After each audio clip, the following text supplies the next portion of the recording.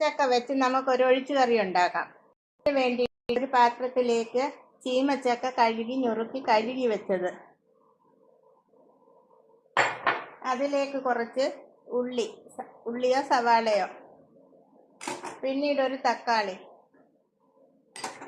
പിന്നീട് ഒരു പച്ചമുളകും കുറച്ച് കറിവേപ്പിലയും, ഇതെല്ലാം ഇട്ട് ഇത് വേവുന്നതിനാവശ്യമായ വെള്ളവും ഒഴിച്ച് ഇതിലേക്ക് ആവശ്യമായ ഉപ്പും ഇട്ട് ഈ ചക്ക ഒന്ന് സോഫ്റ്റ് ആവുന്ന വരെ വേവിച്ചെടുക്കാം.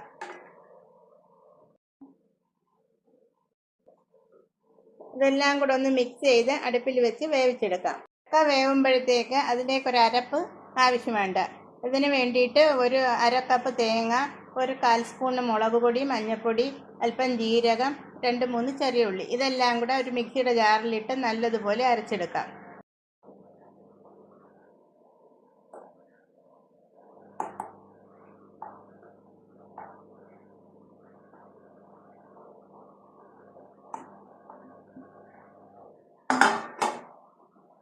കുറച്ച് വെള്ളവും ഒഴിച്ച് അരച്ചെടുക്കാം. ഇപ്പം നമ്മുടെ കഷ്ണങ്ങളെല്ലാം നല്ലതുപോലെ വെന്ത് ചക്ക നല്ല സോഫ്റ്റ് ആയിട്ടുണ്ട്. ഇനി അതിലേക്ക് നമ്മൾ അരച്ച് വെച്ച അരപ്പ് അതിലേക്ക് ഒഴിക്കാം.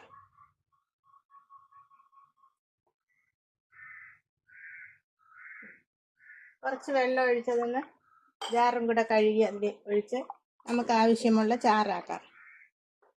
ഇതൊന്ന് ചെറുതായിട്ടൊന്ന് ചൂടാവണം, തിളയ്ക്കൊന്നും വേണ്ട, ചെറുതായിട്ടൊന്ന് ചൂടാവാം. ചൂടായ ശേഷം ഇതിലേക്ക് കടുക് താളിച്ചൊഴിക്കാം. ഇത് കടുക് താളിക്കാൻ വേണ്ടി ഇതിലേക്ക് കുറച്ച് വെളിച്ചെണ്ണ ഒഴിച്ച് അതിലേക്ക് കടുക് ഇട്ട്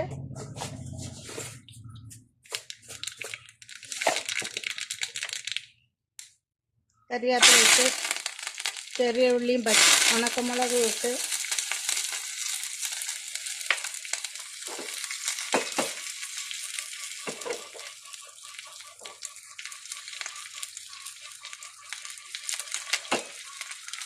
അത് കടുക് തളിച്ചതിലേക്ക് ഒഴിക്കാം.